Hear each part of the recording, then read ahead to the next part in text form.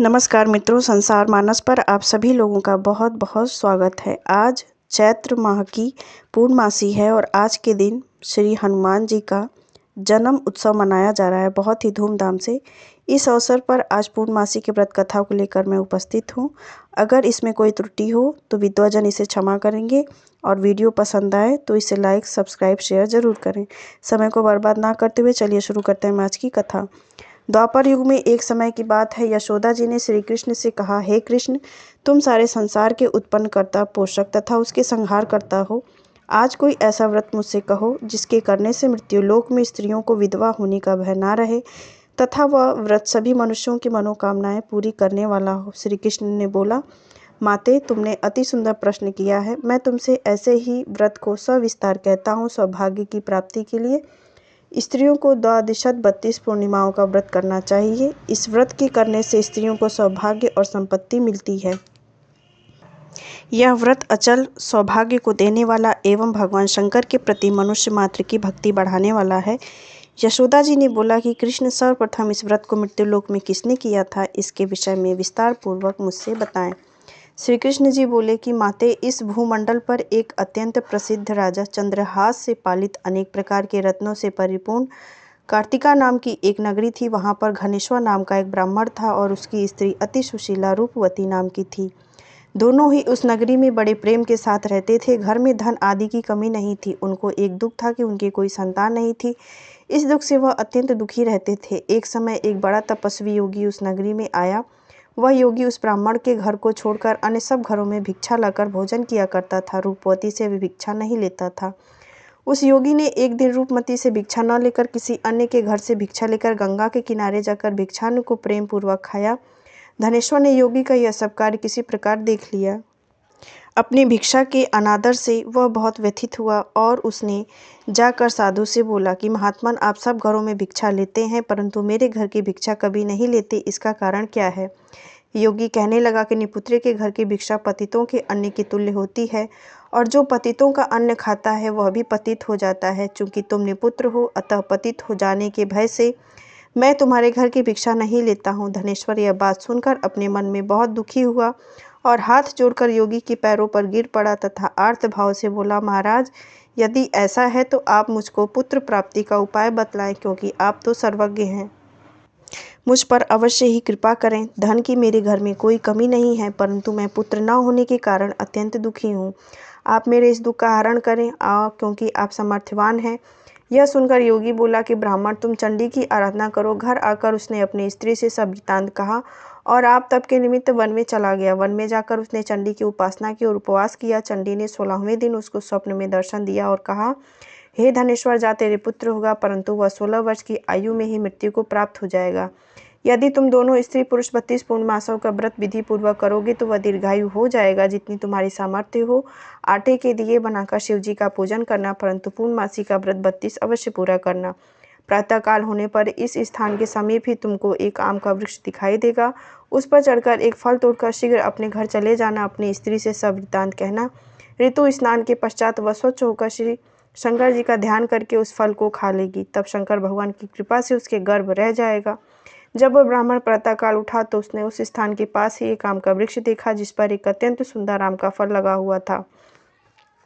उस ब्राह्मण ने उस आम के वृक्ष पर चढ़कर उस फल को तोड़ने का प्रयास किया, परंतु वृक्ष पर कई बार प्रयत्न करने पर भी वह न चढ़ पाया। तब तो ब्राह्मण को बहुत चिंता उत्पन्न हुई और विघ्ननाशक श्री गणेश जी की वंदना करके बोला कि हे दयानिधि, हे दया सिंधु, अपने भक्तों के विघ्नों का नाश करके उनका मंगल कार्य करने वाले, दुष्टों का नाश करने वाले, रिद्धि सिद्धि को देने वाले, आप मुझको कृपा करके इतना बल देवें कि मैं अपने मनोरथ को पूरा कर सकूं। इस प्रकार श्री गणेश जी की प्रार्थना करने पर उनकी कृपा से धनेश्वर वृक्ष पर चढ़ गया।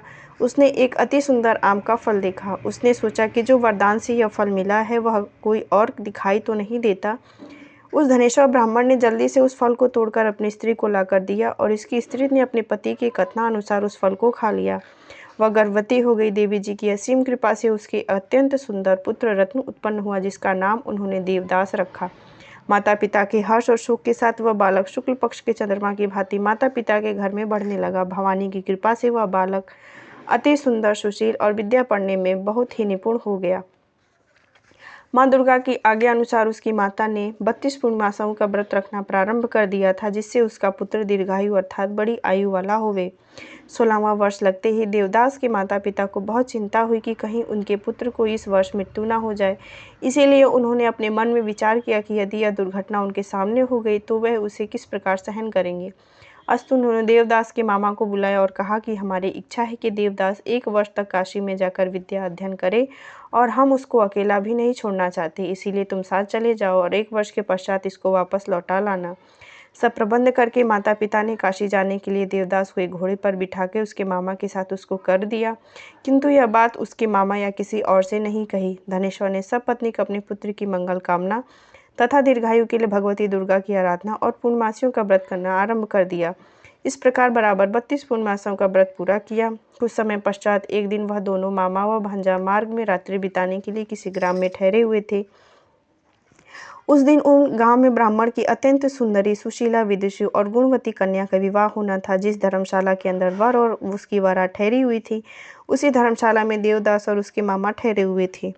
संयोगवश जब कन्या को तेल आदि चढ़ाकर मंडप आदि का कृत्य किया गया तो लगन के समय पर वर को धनुर्धत हो गया, अर्थात उसे मृगी का दौरा आ गया। अस्तुवर के पिता ने अपने कुटुंबियों से परामर्श करके निश्चय किया कि यह देवदास मेरे पुत्र जैसा ही सुंदर है, मैं इसके साथ ही लगन करा दूं और बाद में विवाह के अन्य कार्य मेरे लड़के के साथ हो जाएंगे। ऐसा सोचकर देवदास के मामा से जाकर बोला कि तुम थोड़ी देर के लिए अपने भांजे को हमें दे दो, जिनसे विवाह के लगन का सब कृत्य सुचारू रूप से हो सके। तब उसके मामा बोले कि जो कुछ भी मधुपर्क अर्थात जो दान दहेज होगा, कन्यादान के समय जो वर को मिले, वह सब हमें दे दोगे तो मेरा भांजा इस बारात का दूल्हा अवश्य बन जाएगा। यह बात वर के पिता ने स्वीकार करने पर उसने अपने भांजे को वर बनाने के लिए भेज दिया। उसके साथ विवाह कार्य आदि रात्रि में विधि पूर्वक संपन्न हो गया। पत्नी के साथ वह भोजन न कर सका और अपने मन में सोचने लगा कि न जाने यह किसकी स्त्री होगी। वह एकांत में इसी सोच में गर्म निश्वास छोड़ने लगा तथा उसकी आंखों में भी आंसू आ गए। तब वधू ने पूछा कि क्या बात है, आप इतने उदासीन और दुखी क्यों हो रहे हैं। तब उसने इस बात को जो वर के पिता ने उसके मामा से हुई थी उसको बतला दी। तब कन्या कहने लगी कि अब्रह्म विवाह के विपरीत कैसे हो सकता है। देव, ब्राह्मण और अग्नि के सामने मैंने आपको ही अपना पति बनाया है, इसीलिए अब आप ही मेरे पति हैं, आपकी ही मैं पत्नी रहूंगी, किसी अन्य की कदापि नहीं। तब देवदास ने कहा, ऐसा मत करिए, क्योंकि मेरी आयु बहुत थोड़ी है, मेरे पश्चात आपकी क्या गति होगी, पहले इन बातों को अच्छी तरह से विचार कर लो। परंतु वह दृढ़ विचार वाली थी, बोली, जो आपकी गति होगी वही मेरी गति होगी। हे स्वामी ने, आप उठिए और भोजन करिए, आप निश्चय ही भूखे होंगे। इसके बाद देवदास और उसकी पत्नी दोनों ने भोजन किया तथा शेष रात्रि भर वे सोते रहे।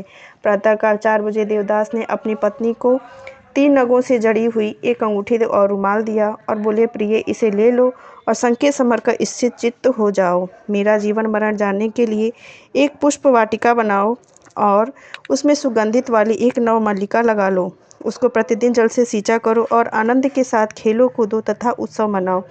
जिस समय और जिस दिन मेरा प्राणांत होगा, यह फूल सूख जाएंगे और वह फिर हरे हो जाएं तो जान लेना कि मैं जीवित हूँ। यह बात निश्चय करके समझ लेना, उसमें कोई संशय नहीं। यह समझाकर वह वर वहाँ से चला गया। प्रातःकाल होते ही वहाँ पर बाजे बजने लगे और जिस समय विवाह के कार्य समाप्त करने के लिए वर तथा सब बाराती मंडप में आए तो कन्या ने वर को भली प्रकार से देखकर अपने पिता से कहा कि यह मेरा पति नहीं है, मेरा पति वही है जिसके साथ रात्रि को मेरा पाणी ग्रहण संस्कार हुआ था, इसके साथ मेरा विवाह नहीं हुआ है। यदि यही है तो बताए कि मैंने इसको क्या मधुपर्क और कन्यादान के समय जो आभूषण दिए थे उन्हें दिखाएं तथा रात्र में मैंने इससे क्या गुप्त बातें की थी वह सब मुझे सुनावे। पिता के कथनानुसार वर को बुलवाया गया। कन्या की वह सब बात सुनकर वह कहने लगा कि मैं कुछ नहीं जानता। इसके पश्चात लज्जित होकर वह अपना समूह लेकर गया और सारी बारात भी अपमानित होकर वहां से लौट गई। श्री कृष्ण भगवान बोले, हे माता, इस प्रकार देवदास काशी विद्या अध्ययन के लिए चला गया। जब कुछ समय बीत गया तो काल से प्रेरित होकर एक सर्प रात्रि के समय उसको डसने के लिए वहां आया। उस विषधर के प्रभाव से उसके शयन का स्थान चारों ओर से विष की ज्वाला से विषैला हो गया, परंतु व्रतराज के प्रभाव से उसको काटने न पाया, क्योंकि पहले ही उसकी माता ने 32 पूर्णिमासों का व्रत पूरा कर रखा था। इसके बाद मध्याह्न के समय स्वयं काल वहां आया और उसके शरीर से उसके प्राणों को निकालने का प्रयत्न करने लगा, जिससे वह मूर्छित होकर पृथ्वी पर गिर पड़ा। भगवान की कृपा से उसी समय श्री पार्वती जी के साथ शंकर जी वहां पर आए। उसकी मूर्छित दशा देखकर श्री पार्वती जी ने भगवान शिव जी से प्रार्थना की कि महाराज, इसकी माता ने पहले ही 32 पूर्णिमाओं का व्रत पूरा किया था, जिसके प्रभाव से भगवान आपने इसको प्राणदान देना चाहिए। भवानी के कहने पर भक्त वत्सल भगवान श्री शिव जी ने उसको प्राणदान दिया। आप इस व्रत के प्रभाव से मृत्यु से छोड़ दिए गए और स्वस्थ होकर बैठ गया। उधर स्त्री भी उसके आगमन की प्रतीक्षा किया करती थी। जब उसने देखा कि पुष्प वाटिका में अब पत्र पुष्प कुछ भी शेष नहीं रहे, तो उसे बहुत आश्चर्य हुआ। जब वह वैसे ही फिर से हरी भरी हो गई तो वह जान गई कि उसके पति जीवित हैं। यह देखकर वह बहुत प्रसन्न मन से अपने पिता से बोली कि पिता, मेरे पति जीवित हैं, आप उनको ढूंढें। जब 16वां वर्ष व्यतीत हो गया तब देवदास भी अपने मामा के साथ काशी से चल दिया। इधर उसके ससुर उसको ढूंढने के लिए अपने घर से जाने वाले ही थे कि वह दोनों मामा भांजे वहां पर आ गए। उनको आया देखकर उनका ससुर बड़ी प्रसन्नता के साथ अपने घर में ले आया। उस समय नगर के निवासी भी बहुत हर्ष और उल्लास के साथ उन लोगों के स्वागत में लगे हुए थे। उस बालक को जब कन्या ने देखा तो पहचान लिया और कहा कि यह तो वही है जो संकेत करके गया था। तदुपरांत सभी कहने लगे कि भला हुआ जो यह आया, और सब नगरवासियों ने बहुत आनंद मनाया। कुछ दिन बाद देवदास अपनी पत्नी और मामा के साथ अपने ससुर के घर से बहुत सा धन दहेज लेकर अपने मामा के घर से प्रस्थान कर दिया। जब वह अपने गांव के निकट आ गया तो कई लोगों ने उनको देखकर उनके माता पिता को पहले ही जाकर खबर दे दी कि तुम्हारा पुत्र देवदास अपनी पत्नी और मामा सहित आ रहे हैं। ऐसा सुनकर पहले तो उन्हें विश्वास नहीं हुआ, किंतु जब और लोगों ने भी आकर उनकी बात का समर्थन किया तो उन्हें बहुत आश्चर्य हुआ। लेकिन थोड़ी देर में देवदास ने आकर अपने माता पिता के चरणों में अपना सिर रखकर प्रणाम किया और उसकी पत्नी ने अपने सास ससुर के पैरों का स्पर्श किया तो माता पिता ने अपने पुत्र व पुत्र वधू को अपने हृदय से लगा लिया। दोनों की आंखों से प्रेमाश्रु बह चले। वह अपने पुत्र और पुत्र वधू के आने की खुशी में धनेश्वर ने बड़ा भारी उत्सव किया और ब्राह्मणों को बहुत सा दान दक्षिणा देकर प्रसन्न किया।